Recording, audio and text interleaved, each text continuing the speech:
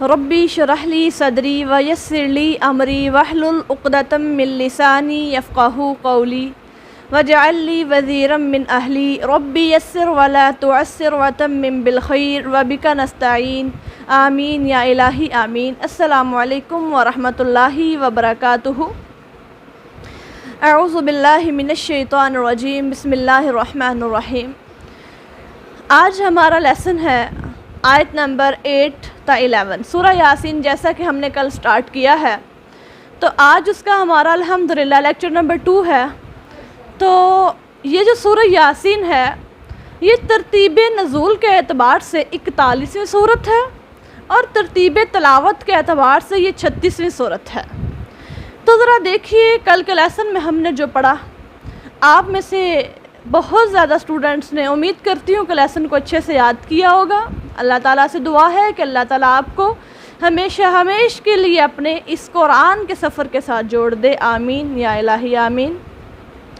تو آئیے آج ہم لیسن سٹارٹ کرتے ہیں۔ پہلے ہم لفظی ترجمہ پڑھتے ہیں، پھر ہم اس کی رینڈملی تفسیر کرتے ہیں۔ بسم اللہ الرحمن الرحیم، شروع اللہ کے نام سے جو بڑا مہربان نہایت رحم کرنے والا ہے۔ انا جعلنا فی اعناقہم، بے شک ہم نے ڈال دیے ہیں ان کی گردنوں میں، اغلالا توق، فہی الی الاذقان، جو تھوڑیوں تک پہنچ گئے ہیں، فہم مقمحون، جس سے ان کے سر بھی اونچے ہو گئے ہیں۔ وجعلنا، اور ہم نے بنا دیے ہیں، من بین ایدیہم، ان کے آگے، سدن دیوار، ومن خلفہم، اور ان کے پیچھے بھی، سدن دیوار، فاغشیناہم، پس ہم نے ان کو ڈانپ دیا ہے، فہم لا یبصرون، پس وہ دیکھتے بھی نہیں ہیں۔ وسواء علیہم، اور برابر ہے ان پر، انذرتہم، کیا آپ انہیں ڈرائیں، ام یا لم نا تنذرہم، آپ انہیں ڈرائیں، لا یؤمنون، وہ ایمان نہیں لائیں گے۔ انما تنذرو، بے شک تنذرو، آپ تو ڈرا ہی سکتے ہیں، من اتبع الذکر، اس شخص کو جو آپ کی نصیحت کی اتباع کرے، وخشی الرحمن، اور وہ ڈر جائے رحمان سے، بالغیب، بن دیکھے، فبشرہ بمغفرۃ، پس آپ اس کو خوشخبری دے دیجئے مغفرت کی، واجر کریم، اور بہترین ثواب کی۔ لفظی ترجمہ تو ہم نے پڑھ لیا، تو آئیے اب ہم اس کے بارے میں ذرا جانتے ہیں کہ اللہ تعالیٰ پچھلی آیت میں کیا ارشاد فرما رہی تھی۔ اللہ تعالیٰ فرما رہے ہیں کہ میرے نبی صلی اللہ علیہ وسلم وہ ایمان نہیں ان کو نصیب، کیونکہ وہ آپ کو جھٹلاتے رہیں گے اور ایمان ان کے حصے سے ہم نے خارج کر دیا ہے۔ انا جعلنا فی اعناقہم، ہم نے ان کی گردنوں میں توق ڈال دیے ہیں۔ اللہ اکبر، یہ ان بد نصیبوں کا حال اللہ ذوالجلال فرما رہے ہیں کہ غل کہتے ہیں اس توق کو جو دونوں ہاتھوں کو گردن تک پہنچا کر گردن کے ساتھ جکڑ بند کر دینے کو کہتے ہیں توق، یعنی غل، یعنی ان کا جو توق ہے وہ ان کی گردنوں تک ہے اور ان کی تھوڑیوں تک پہنچ چکا ہے، اور ان کے بالکل وہ ان کے سر اونچی ہو گئے ہیں، وہ ایسے ان کے سر ہو گئے ہیں وہ دیکھ نہیں سکتے۔ اللہ اکبر۔ تو ذرا دیکھیے اللہ اکبر، اللہ تعالیٰ اب یہاں پر کیا ارشاد فرما رہے ہیں کہ فہی الی الاذقان، پس وہ تھوڑیوں تک پہنچ چکے ہیں۔ یہ آیت جو ہے اس کا شان نزول کچھ اس طرح سے ہے کہ ایک مرتبہ ابو جہل ملعون اور اس کے دو ساتھی آئے، مخزومی دوست تھے اس کے، وہ کہنے لگے، ابو جہل کہنے لگا کہ اب میں جاؤں گا اور رسول اللہ صلی اللہ علیہ وسلم کو نعوذ باللہ میں اس کو ختم کراؤں گا، کام تمام کراؤں گا۔ وہ برے ارادے کے ساتھ گیا لیکن منہ کے بل گرا اور واپس آ گیا۔ دیکھتا رہا، یعنی آپ صلی اللہ علیہ وسلم کے پاس جب گیا مٹھی پر ہاتھ ڈالنے لگا، وہ ڈالی نہ گئی تو اللہ ذوالجلال نے اس کو وہیں پر گرا دیا۔ واپس آیا اور اپنے دوستوں کو آ کر سارا حال بیان کیا۔ اس کا دوست ولید بن مغیرہ کہنے لگا کہ یہ کام تم سے نہیں نہ ہو پایا ابو جہل، تو یہ کام میں کروں گا، میں جا کر اللہ کے نبی صلی اللہ علیہ وسلم کو ختم کراؤں گا، نعوذ باللہ میں ان کا کام تمام کراؤں گا۔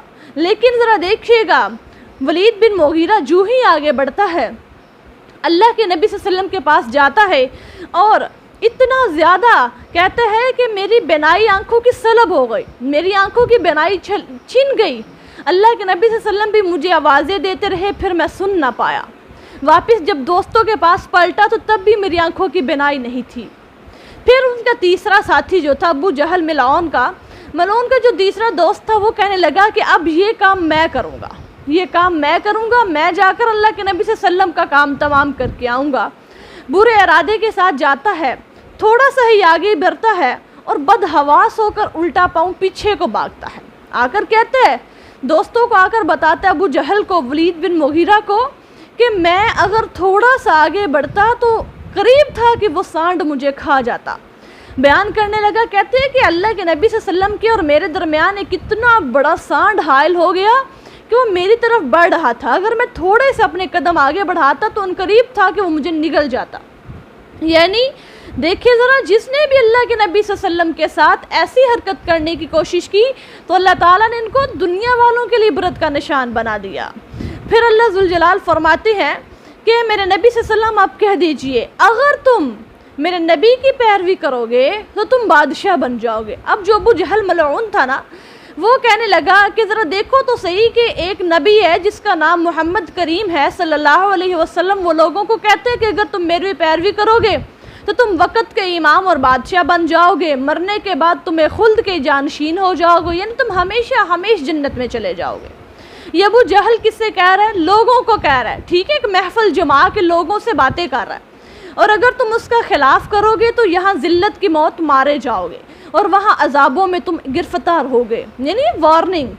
آج آنے تو دو، اس وقت رسول اللہ صلی اللہ علیہ وسلم تشریف لائے، آپ کی مٹھی میں خاک تھی۔ آپ ابتدا سورہ یاسین سے لے کر، یعنی یاسین والقرآن الحکیم انک لمن المرسلین، سٹارٹنگ والی آیتیں پڑھتے ہوئے فہم لا یبصرون تک پڑھتے ہوئے آ رہے تھے، اللہ تعالیٰ نے ان سب کو اندھا کر دیا۔ اللہ اکبر! ذرا دیکھیے کہ جس نے نبی صلی اللہ علیہ وسلم کے خلاف باتیں کی، اللہ تعالیٰ نے اپنے نبی کا خود آگے بڑھ کے دفاع کیا، اور آپ ان کے سروں پر خاک ڈالتے ہوئے تشریف لے گئے۔ ان بدبختوں کا گروہ، ایک گروہ آپ کے گھر کو گھیرے میں لیے ہوئے تھا کہ کس بات کی وجہ سے؟ اس کے بعد ایک صاحب، ان میں سے ایک دوست ایک گھر سے نکلے، ان سے پوچھا کہ تم یہاں کیوں کھڑے ہو، تم نے یہاں پر گھیرا کیوں ڈالا ہوا؟ انہوں نے کہا کہ محمد صلی اللہ علیہ وسلم کے انتظار میں ہیں، آج انہیں زندہ نہیں چھوڑیں گے، نعوذ باللہ۔ اس نے کہا کہ واہ واہ، وہ تو چلے بھی گئے اور تم سب کے سروں پر خاک بھی ڈال گئے، یقین نہ ہو تو اپنے سروں پر ہاتھ پھیر کر دیکھ لو۔ اب جو وہ اپنے سر پر ہاتھ پھیرنے لگے تو واقعی خاک نکلی۔ دیکھیں ذرا، اللہ کے نبی صلی اللہ علیہ وسلم وہاں سے گزر بھی گئے اور ان مشرکوں کو پتہ بھی نہ چلا۔ پھر اللہ ذوالجلال فرماتے ہیں کہ میرے نبی صلی اللہ علیہ وسلم آپ فرما دیجئے۔ پھر اللہ کے نبی صلی اللہ علیہ وسلم کے سامنے جب ابو جہل کی یہ بات دہرائی گئی تو آپ نے فرمایا، اس نے ٹھیک کہا کہ فی الواقع جو میری اتباع کرے گا ان کے لیے دونوں جہانوں کی عزت کا باعث ہے۔ سبحان اللہ! جو دنیا میں میری پیروی کرے گا وہ دونوں جہانوں میں کامیاب ہو جائے گا، اور میری نافرمانی ان کے لیے ذلت کا موجب ہے، اور یہی ہوگا، ان پر مہر اللہ لگ چکی ہے، یعنی ان کے دلوں پر سٹیمپ لگ چکی ہے، یہ نیک بات کا اثر نہیں لیتے۔ اللہ ذوالجلال سورہ بقرہ میں اس آیت کا مضمون بیان کر چکے ہیں، ان الذین حقت علیہم، یعنی جن پر کلمہ عذاب ثابت ہو گیا، انہیں ایمان نصیب نہیں ہونے کا، آپ انہیں تمام نشانیاں دکھا دیں، یہاں تک کہ وہ خود اللہ کے عذاب کو اپنی آنکھوں سے دیکھ لیں، لیکن میرے نبی صلی اللہ علیہ وسلم، ہاں نصیحت ان پر اثر کر سکتی ہے جو خوف رکھتے ہیں۔ دیکھیں ذرا، اللہ ذوالجلال فرما رہے ہیں وَسَوَاءٌ عَلَيْهِمْ أَأَنذَرْتَهُمْ۔ سورہ بقرہ کی اس آیت کو یہاں پر لانے کا مقصد کیا کہ میرے نبی صلی اللہ علیہ وسلم وہ آپ کی باتوں کو آپ ڈرائیں یا نہ ڈرائیں، وہ ایمان نہیں لا سکتے۔ اسی پچھلی آیت پر اللہ ذوالجلال فرماتے وَجَعَلْنَا مِن بَيْنِ أَيْدِيهِمْ سَدًّا وَمِن خَلْفِهِمْ سَدًّا، ہم نے ان کے آگے اور ان کے پیچھے ایک دیوار حائل کر دی ہے۔ اب جو ہے نا، وہ انسان جس نے سبق حاصل کرنا ہوتا ہے وہ التذکیر بھی اللہ سے کرتا ہے، یعنی اللہ کی نعمتوں کو یاد کر کر کے اپنے ارد گرد ہونے والی ساری جو اس کی نشانیاں ہیں اس سے وہ عبرت حاصل کر لیتا ہے، سبق آموز نصیحت حاصل کر لیتا ہے۔ اور پھر یا تو انسان التذکیر بھی ایام اللہ سے نصیحت حاصل کرتا ہے، یعنی ماضی کے دنوں سے ان کی نصیحت حاصل کرتا ہے۔ لیکن اللہ ذوالجلال فرما رہے ہیں یہ وہ بدبخت ہیں کہ ان آنکھوں کے سامنے، ان کی آنکھوں کے سامنے کیسی دیوار حائل ہو چکی ہے، جو دنیا کے اندر جو نشانیاں ہو رہی ہیں وہ انہیں دیکھ ہی نہیں پا رہے۔ دیکھیں ذرا کتنی بڑی بات ہے کہ ہماری آنکھوں کے سامنے کوئی بات ہو رہی ہے اور ہمیں پتہ ہی نہ چلے۔ اللہ ذوالجلال فرما رہے ہیں یہ وہ کافر، یہ وہ منافق اور مشرکین ہیں جن کے ارد گرد ساری نشانیاں ہو رہی ہیں لیکن ان کی آنکھوں کے سامنے ہم نے دیوار حائل کر دی ہے کہ ان کو پتہ ہی نہیں چل رہا، اور پھر ماضی کی نشانیوں سے بھی وہ کوئی سبق حاصل نہیں کر رہے۔ اللہ اکبر، یعنی اپنے ارد گرد ماحول سے سیکھ جانا بھی اللہ تعالیٰ کی بہت بڑی ایک نعمت ہے۔ ہر طرف سے ایمان کی راہ بند ہے، ان کے سامنے دنیا کے غرور کی دیوار ہے، یعنی وہ دنیا میں اتنے سرمست ہیں، اتنے مغرور ہیں، اتنے مغن ہیں کہ اللہ ذوالجلال فرماتے ہیں ان کے سامنے ایمان کی ساری راہیں بند ہو چکی ہیں، ان کے سامنے ایمان بالکل بند ہو چکا ہوا ہے، اور ان کے پیچھے آخرت کو جھٹلانے کی اور وہ جہالت کے قید خانے میں قید ہیں۔ اللہ اکبر، کتنی بڑی بات ہے کہ ان کے پیچھے جو ہے آخرت کو جھٹلانے کر، وہ آخرت کو انہوں نے جھٹلا دیا، اور وہ جھٹلانے اور وہ اپنی جہالت کے قید خانے میں بند ہے۔ استغفر اللہ۔ اللہ تعالیٰ کی طرف سے انسان کو ایک سبق مل جانا، اس کو عبرت مل جانا، اور اس کو نشانیوں پر غور و فکر کرنا آ جائے، یہ بھی اللہ کی طرف سے بہت بڑی ایک عنایت ہے۔ پھر اللہ فرماتے ہیں اے میرے نبی صلی اللہ علیہ وسلم، اب انہیں ڈرائیں یا نہ ڈرائیں وہ ایمان نہیں لائیں گے۔ اب اس بات کو ذرا آپ غور کیجئے کہ اللہ تعالیٰ کا ان پر یہ ایمان قبول نہ کرنا ان کا کوئی جبرن نہیں ہے، بلکہ ان کی اپنی ہی حرکتوں کی وجہ سے ہے، ان کی سرکشیوں، ان کی عناد، ان کی دشمنی، ان کی ہٹ درمیوں کی وجہ سے ہے کہ انہوں نے کبھی ایمان کو قبول کرنے کی کوشش ہی نہیں کی، انہوں نے کبھی ایمان کی طرف قدم بڑھانے کی کوئی ایفرٹ ہی نہیں کی۔ تو اللہ فرماتے ہیں میرے نبی اب وہ ایمان نہیں لائیں گے، کیونکہ خاتم اللہ علی قلوبہم، میں نے ان کے دلوں پر مہر لگا دی ہے۔ انما تنذر، میرے نبی صلی اللہ علیہ وسلم آپ تو صرف انہی کو ڈرا سکتے ہیں جو آپ کی نصیحت کی اتباع کرتے ہیں، یعنی وہ لوگ جو آپ سے ہدایت لینا چاہتے ہیں۔ وخشی الرحمن بالغیب، اور وہ اللہ تعالیٰ کو بن دیکھے ڈرتے ہیں، یعنی اللہ تعالیٰ فرماتے ہیں کہ قرآن کو ماننے والے جو ہوتے ہیں، جو دین کو ماننے والے ہوتے ہیں، اللہ سے ڈرنے والے ہوتے ہیں، اور وہ ایسی جگہ بھی اللہ کا خوف رکھتے ہیں جہاں کوئی اور دیکھنے والا نہ ہو۔ وہ جانتے ہیں کہ اللہ تعالیٰ ہمارے حال پر مطلع ہے اور وہ ہمارے افعال کو دیکھ رہا ہے۔ ایسے لوگوں کو تو گناہوں کی معافی اور اجر عظیم اور جمیل کی خوشخبری سنا دیجیے میرے نبی۔ یہ دیکھیے اللہ ذوالجلال اپنے نبی صلی اللہ علیہ وسلم کے تھرو کن لوگوں کو بشارت دے رہے ہیں، جو لوگ نصیحتوں پر عمل کرتے ہیں، میرے نبی کی اتباع کرتے ہیں، وہ اللہ سے بن دیکھے ڈرتے ہیں۔ پھر اللہ ذوالجلال فرماتے ہیں جیسے کہ ایک اور آیت میں ہیں، جو لوگ پوشیدگی میں بھی اللہ کا خوف رکھتے ہیں ان کے لیے مغفرت اور ثواب کبیر ہے۔ سبحان اللہ، کتنی بڑی بات ہے۔